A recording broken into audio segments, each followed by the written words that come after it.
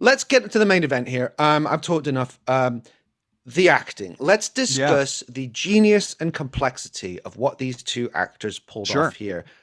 Are there any, what are the precedents for this kind of work? You talked about some of it, Shakespeare, Twelfth Night, Chinese and Japanese theater, mask work. Totally. Give us your take as an acting scholar on what the genius of what's been pulled off here and the shoulders that it stands on. Yeah, I mean, you mentioned a lot of tropes, a lot of genres that use this kind of thing, all the time, of people being in disguise. You have the comedy of errors, where you have the two brothers who are identical and also have the same name, and then the other set of twins who are identical and also have the same name. They're all confused for each other. Even you go to something as delightful as the mirror sequence in Duck Soup.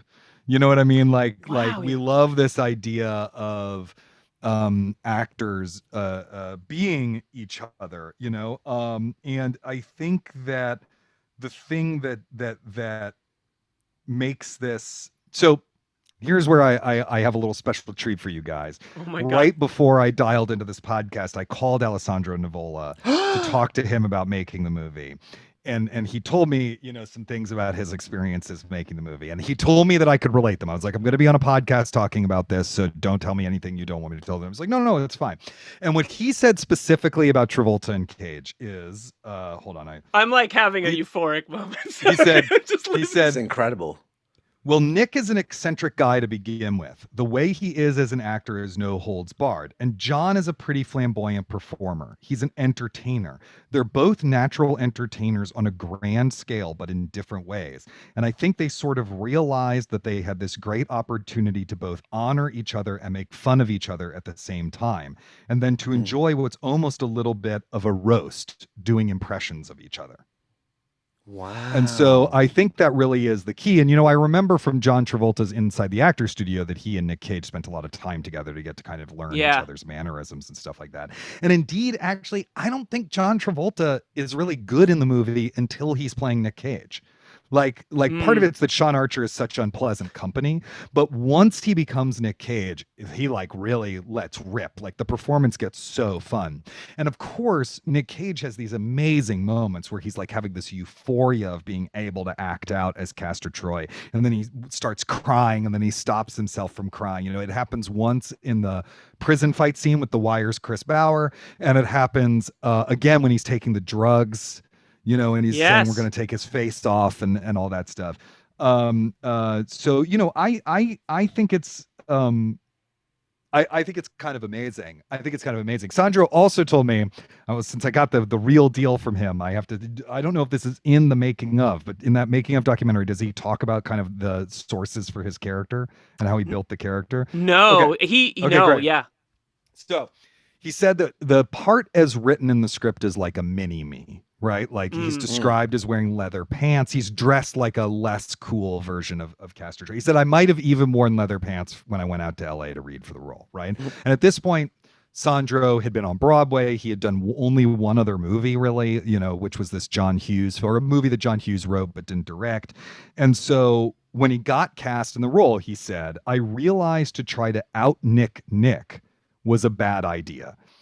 And so I started thinking realistically, siblings identify in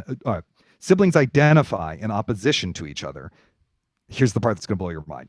And I had been watching Terry Zwigoff's Crumb, and I was trying to think of models for siblings who are both megalomaniacs. And then he talked about, Crumb has these two brothers, right? Charles and Maxim. And they're all both completely nuts. And they have this kind of crazy way of being in the world.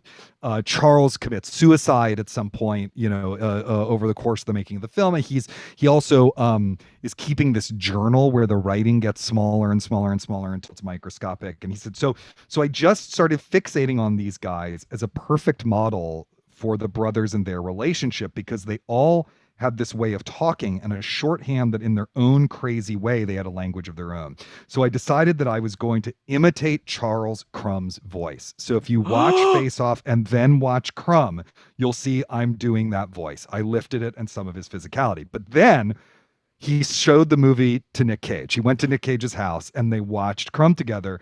And we watched it. And I remember him seeing it and afterwards just saying, Alessandro, very, very dark. I like it. And he was just totally sold on it. He said, so we started obsessing over this documentary. And then we got into his trailer at work and they would just start goofing around and improvising, doing these like Crumb voices and making up dialogue and all sorts of stuff. And then Nick Cage's assistant would tape it and write it down and send the best bits to set. And many of them ended up in the movie. And one of them that ended up in the movie is the sex sandwich line. Wow. Oh man. That's so funny you say that, because when Allesandro Nivola is talking in the documentary, it cuts to that. Like they use that as a clip to illustrate the sort of like Cage Allesandro Nivola chemistry. Yeah, so they came up with that line and they were just goofing off. And he was like, oh, why'd that guy attack me or whatever? He goes, because you had a sex sandwich with his wife and his sister the day he was sent into this place. And so they sent it to set. And then, he shows up at set and he's like, God, what is John Woo going to say to me, right? And John Woo looks at him and he goes, sex sandwich. Very funny. He tells that part.